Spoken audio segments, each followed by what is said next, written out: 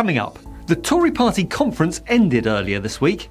So what, you might think? It's an irrelevance. And it's true, there's been no point to it whatsoever, other than as a leadership contest for the 4 remaining candidates, like choosing the least gross toilet on the final day of Glastonbury. And even though the Tory conference went on for 4 days, all 4 candidates are still standing, and will be for another month. The X Factor style contestants are James Cleverly, Tom Tugendhat, Robert Jenrick and Kemi Badenoch. Each worse than the last, and with absolutely zero X Factor between them. Stay tuned for a summary of their chances.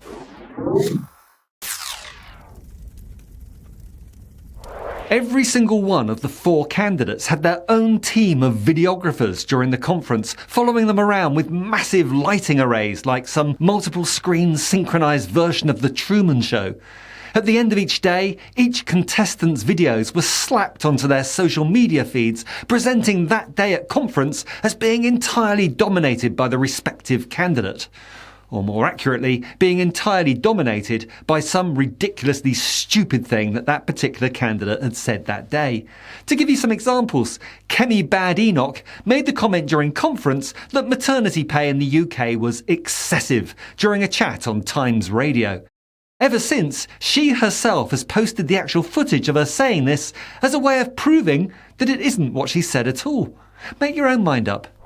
There was a time when there wasn't any maternity pay and people were having more babies. We need to make sure... Well, that's because women often had to not work. They had to stay at home. So is that the solution? Maternity pay varies depending on who you work for, but it is a function, where it's statutory maternity pay. It is a function of tax. Tax comes from people who are working. We're taking from one group of people and giving to another. This, in my view, is excessive. And honest Bob Jenrick called on the UK to leave the European Convention on Human Rights, a document that he claims has changed since the 1970s, which is verifiably untrue. There are many big challenges facing our country, but one which I believe is existential to our party and critical to the future of our country is our membership of the European Convention on Human Rights. And it is making it impossible for us to finish the job we began with Brexit, which is to restore sovereignty. We, Britain, our country, we were the jurists, we were the authors of this great document that emerged in the aftermath of the Second World War, the horrors of the Holocaust, the tyranny of Stalin in Russia, the millions of our fellow European friends and neighbours who were on the move. But this document, a noble document, has been twisted and bent out of all shape by activist judges, by charities and NGOs who sought to misuse it from the 1970s onwards. Every word of that speech is pretty much false. Jenrick went on to claim that UK special forces are reluctantly executing terrorists abroad so that they can't later use such things as the law in order to be freed. When asked, Jenrick had to concede that he has absolutely no evidence whatsoever of this. He was just exaggerating and misrepresenting something, purely for attention-seeking purposes, that the then Defence Secretary Ben Wallace had said a while back. Not even Tory right-wing attack dog Kemi has attacked the SAS. Every day of the conference, Honest Bob was handing out copies of the Jenrick Post, a daily newspaper entirely about Honest Bob Jenrick himself, a level of narcissism that we've come to expect of Tory leaders ever since Boris Johnson. By contrast, Tugendhat and Cleverly came across as slightly less mad at the conference and may have raised their stock with Tory MPs. But the Tory leadership selection process is 2 beauty contests rolled into one. The first is among Tory MPs, the second among the mad membership. And if they're ever to be Prime Minister, there's also a third beauty contest, obviously with the actual voters, and all 3 groups have very different and incompatible views as to what they want from the leader. Badenoch and Jenrick are the favourites amongst the Tory membership, a quarter opting for Kemi Badenoch, 27%, with a similar number picking Robert Jenrick, 24%. Tory voters favour less well-known Tom Tugendhat. That would surely change as he became more well-known. The wider electorate beyond just Tory voters seem to feel that James Cleverly is the least toxic of the Gang of Four, making him the sensible choice and therefore probably the least likely to be picked within this dysfunctional Tory party. Tory MPs seem to favour honest Bob Jenrick, but Kemi Badenoch seems to figure in all three groups' top two. But it's the MPs who will whittle down the final choice to two in the coming week. And from the last round of voting, they're just 12 votes separating first and last place. The final two will then be put to a members' vote, with the new leader announced on November the 2nd. Let's just run through the candidates and their chances of success.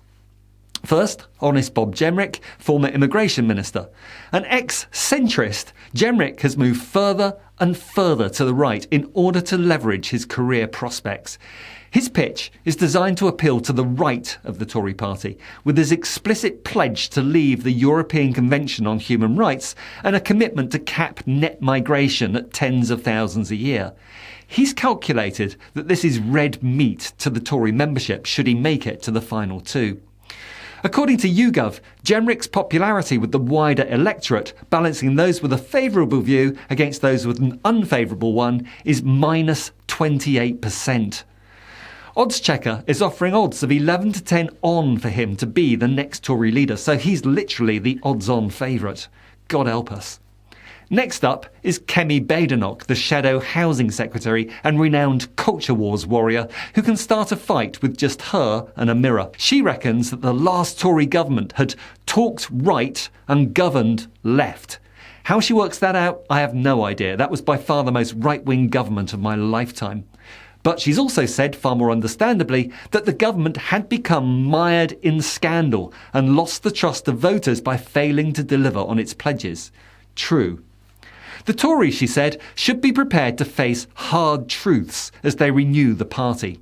Something that she herself seems quite unprepared to do, most notably that the small state, low tax, diminished public services, don't expect your government to look after you approach has been overwhelmingly rejected by the electorate just a few short weeks ago. Badenoch is an aggressive attack dog with a gift for controversial soundbites. Perhaps she'd be well suited to the thankless task of being leader of the opposition, trying to regain relevance with such a tiny number of MPs now. The fact that her appointment as leader would guarantee a long period with the Tories out of power would be a real piece of good news for the stumbling Labour government. Badenoch's popularity rating with the wider electorate? Minus 21%. Her odds since her dreadful gaffes during conference have now lengthened from being 7-4 second favourite right out to 6-1. Next, James Cleverly, former Home Secretary, who's positioning himself as a sensible centrist capable of bringing the party back together. At least he shows a bit of self-awareness not demonstrated by the other contestants when he insists that the Tory party must not lurch to the right or it risks becoming a cult. I think that ship's already sailed. But Cleverly seems to lack support amongst the remaining rump of the parliamentary Tory party, which seems every bit as right-wing as before the general election annihilation. If he does make it to the last two, he may be home and dry with the membership, but that's a big if. Favourability amongst the wider electorate stands at minus 20%, much better than Jenrick, but about the same as Badenoch. Following a very well-received speech on the final day of conference, which in my begrudging opinion was probably the most sensible performance of any Tory leadership candidate I've seen in many years, Cleverly's odds have gone the opposite way to Kemi Culture Warriors. His odds have shortened from 8-1 down to 7-4, making Jimmy Dimley the new second favourite. Last, and by all intents least, Tom Tugendhat, looking to combine traditional Tory values with a modern vibe and a relatively fresh face that will allow the party to move on from recent trials and tribulations. That's his pitch. He's positioning himself as the centrist dad, a sensible leader whose focus is to make the Tories a serious party of government again. Even people that have never heard of Tom Tugendhat know that Tom Tugendhat has a military background, as he mentions his service in Afghanistan so often that it's been absorbed into the very fabric of this island. Tugendhat is yet another small state Tory, wet dreaming of minimal government with everything privatised. Sure, people will go hungry, will get sick and not be educated, but hey, that means the better off pay less tax, right? He's another one that's announced he wants the UK to leave the European Convention on Human Rights. Centrist my arse. His favourability rating within the wider electorate is a relatively high minus 10%, but there's an awful lot of respondents who said, who? When given the name Tugendhat. Expect that score to plummet to Jenrick-like depths if he does get better known. Tugendhat's odds, before conference, 16-1. After a conference where everyone was tipping him as one of the next candidates out the door, he's now gone out to be the 40-1 outsider and will continue to be the also-ran he's been during his entire political career so far. So, from the Brexit-depleted ranks of the diminished parliamentary Tory party, this is the best they could come up with. In summary, if I was Keir Starmer or any other member of the Labour government, I don't think I'd be too concerned whoever the Tories end up choosing as their next leader. Each one of them, in their own way, represents a terrible choice for the future electoral success of the Conservative Party, and each one of them has weaknesses that will be easily and joyfully exploited by their Labour opponents. Perhaps in next week's video we'll take a deeper dive into the unsuitability of the final two candidates for the Tory leadership. What do you think? Leave a comment below and don't forget to like this video, share with your social media and subscribe to the channel if you haven't already done so.